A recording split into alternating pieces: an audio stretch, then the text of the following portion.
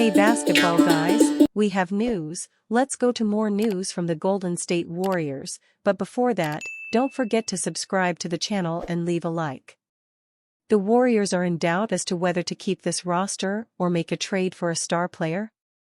Fans would prefer a trade to be made and a great player brought in so that the Warriors are strong enough to compete for the championship. The Golden State Warriors know their current roster is unlikely to match up to the top Western Conference contenders next season. There's a reason the franchise has actively pursued a trade for LeBron James since last season, turned its attention to Paul George before free agency, and then was the #1 team linked to Lauri Markkanen before he renegotiated and extended his contract with the Utah Jazz. None of those came to fruition for a variety of reasons.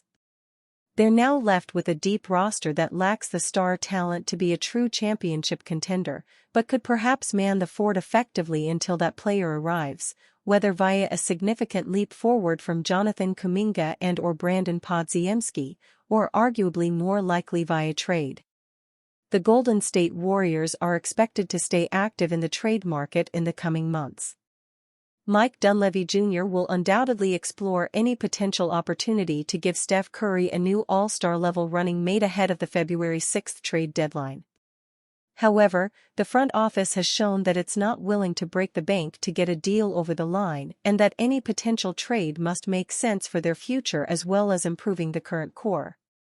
According to Dan Favale of Bleacher Report, one potential trade that could make sense for Golden State is swapping Andrew Wiggins for Zach LaVine. The Chicago Bulls are reportedly keen to part ways with the two-time All-Star, and he would provide additional ball handling and scoring to the Warriors roster. The trade proposal looks like this. Warriors receive Zach LaVine. Bulls receive Kevin Looney, Gary Payton II, Andrew Wiggins, a 2026 second-round pick, and a 2028 second-round pick. The Warriors.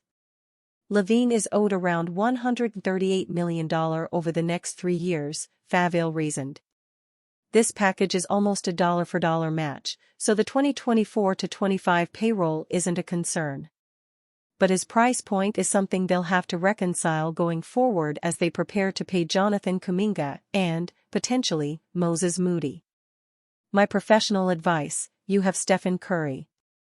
Make the trade now, boost your immediate standing in the Western Conference, and figure out the financial logistics later. Whether LaVine's value has fallen far enough for Chicago to accept seconds and longer-term cap relief is debatable. Or maybe not. LaVine would probably be on another team if there were a market for his services and contract. LaVine is a capable shot creator who could ease the pressure on Curry's shoulders. He's also proven to be a reliable playmaker and off-ball threat during his time with the Bulls. Throughout his 7 seasons in Chicago, LaVine has averaged 24.2 points, 4.3 assists and 4.7 rebounds while shooting 52.5% from two-point range and 38.3% from three-point range. That type of scoring production could undoubtedly improve the Warriors' rotation. Nevertheless, Golden State's front office may choose to look elsewhere. LaVine's $215 million deal is somewhat of an overpay for his talent level, which could limit the chances he finds himself heading to the Bay Area during the season. Still, if better options do not emerge, Golden State could do worse than landing LaVine for the next few years. Gilbert Arenas believes the Warriors are bluffing with Jonathan Kuminga's max contract. Gilbert Arenas recently discussed the Golden State Warriors' impending decision on Jonathan Kuminga's contract extension on his podcast, Gil's Arena. You're giving it to him, hoping he'll take it, right?